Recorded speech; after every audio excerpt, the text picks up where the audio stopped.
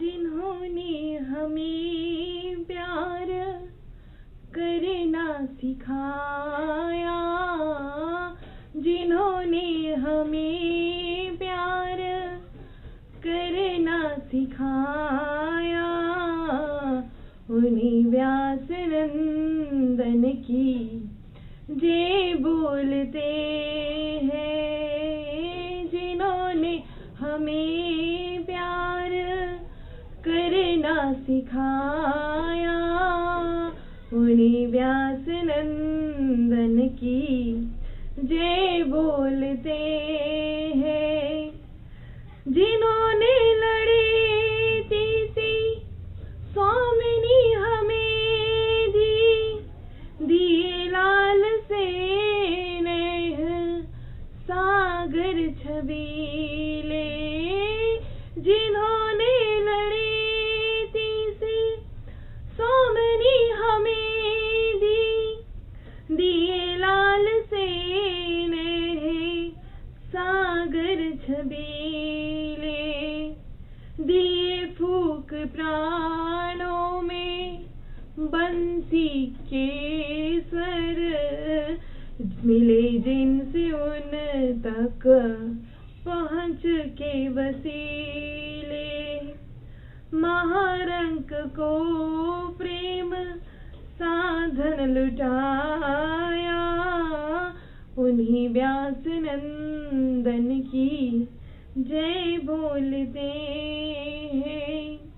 जिन्होंने हमें प्यार करना सिखाया, उन्हीं व्यास नंदन की जय बोलते हैं। जय श्री राधे।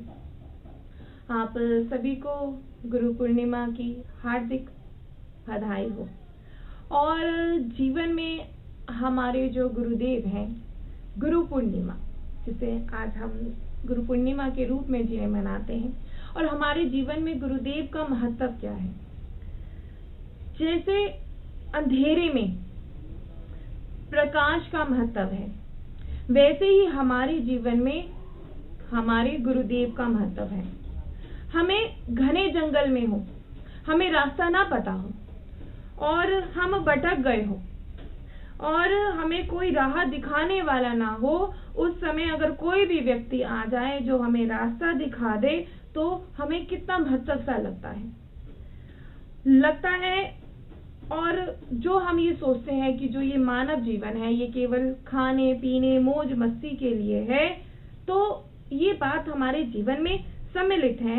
खाना भी पड़ेगा, हमें सोना भी पड़ेगा, लेकिन जो संसार है हमें उसे निभाना भी पड़ेगा। लेकिन ये सब आधार नहीं है इस जीवन का, ये सत्य नहीं है जीवन का कि हम खाना पीना सोना की ये सब कुछ नहीं, ये सब कुछ सत्य नहीं ना, ये आधार है। ये इसका शरीर का जो ये हमारा मानव जन्म है और जो ये शरीर है, इसका एक लक्ष्य है और वो लक्ष्य है भगवत प्राप्ति, मोक्ष। यानी इस शरीर के बाद इसे कोई दूसरा शरीर ना मिले, केवल मोक्ष ही हो और हमें भगवत प्राप्ति हो जाए। ये है इस जीवन का आधार, इस जीवन का सत्य। और जिसे हम भगवत प्राप्ति, हम इसे भगवत प्राप्ति करना कहते हैं। और इस संदर्भ में अगर हम देखें ढूंढे तो इस विषय पर हमारे चारों ओर अंधकार ही है। अभी तक हम नहीं समझ पाए हैं और एक अंधकार में जी रहे हैं, एक अंधकार के रास्ते पर चल रहे हैं, क्योंकि अभी तक किसी ने हमारे जीवन में प्रकाश नहीं डाला। और जब हमारे जीवन में ये प्रकाश आ जाता है, जो हमारे गुरुदेव के रूप में आता है, हमें बता दिया जाता है कि जीवन का सत्य है केवल आपका भजन। तो आप अगर ऐसा करेंगे तो यकीन मानिए, जब आपके जीवन में गुरुदेव आ जाते हैं तो आपके जीवन का जो अंधकार है वो दूर हो जाता है।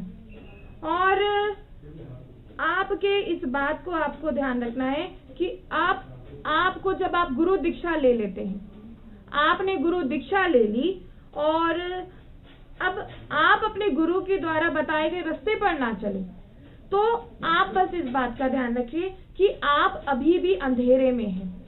आपको जो गुरु बता रहे हैं उस मार्ग पर आप नहीं चल रहे हैं, फिर अपना मनमानी आचरण कर रहे हैं, तो यकीन मानिए आप अभी भी आपका उद्धार नहीं हुआ है।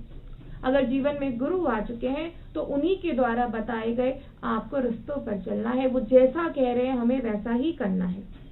अब जैसे कोई व्यक्ति अनजान रास्ते पर जैसे जा रहा है, उसे रास्ता ही नहीं पता और कोई उसे आकर रास्ता बता दे, वो पूछना चाहता है, वो चाहता है कि उसे कहीं भी जाना है, तो वो कोई रास्ता, एक पथिक उसे मिल जाता है, तो वो उससे रास्ता पूछता है, तो वो उसे सही सही रास्ता बता देता है।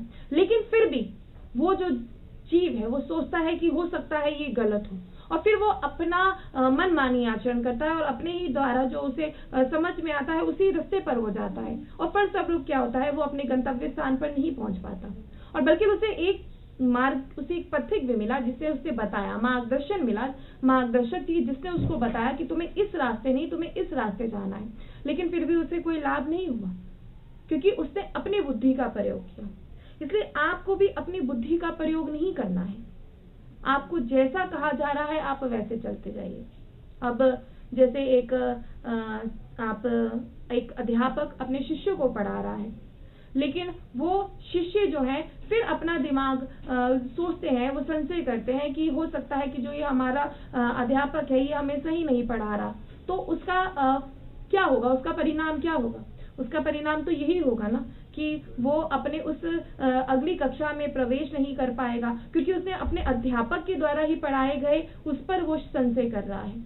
इसलिए जब भी आप सभी सोचते हैं कि अब दीक्षा भी हो चुकी है, लेकिन फिर भी हमारा जो जीवन है वो अभी भी ऐसा लगता है कि अंधकार में है, अभी भी जो हमारा मन है वो नहीं लगता है भजन में, और अभी भी हम प्रभु से बहुत दूर है, तो बस आपको इस बात का ध्यान रखना है कि आप अभी भी अपने गुरु के द्वारा बताए गए मार्ग पर नहीं चल रहे हैं, अभी भी गलत दिशा पर चल रहे हैं। बस आपको इसी बात का ध्यान रखना है कि जैसा गुरु कह रहे हैं वैसा हम चलते हैं, और यकीन मानिए आप अपने लक्ष्य को प्राप्त कर लेंगे, जिसे हम कहते हैं भगवत प्राप्ति। और आप सभी को गुरु पूर्णिमा की बहुत बहुत बधाई हो। आज आप सभी आप जिनसे भी दीक्षित हैं उनका, अगर आप नहीं आ पा रहे हैं तो मानसिक पूजन करें, और ये एक संकल्प लें कि जैसा हमारे गुरुदेव हमें आज्ञा कर रहे हैं, हमारा अब जीवन अंधकार में नहीं है, प्रकाश ही प्रकाश है, और हम इस प्रकाश को बनाए रखें और अपने गुरुदेव के अनुसार उनके वचनों के जो भी वचन उन्होंने हमें दिए हैं, जो रास्ता उन्होंने हमें दिखाया है, हम उसी रास्ते पर चलते रहें। श्री हरिवंश।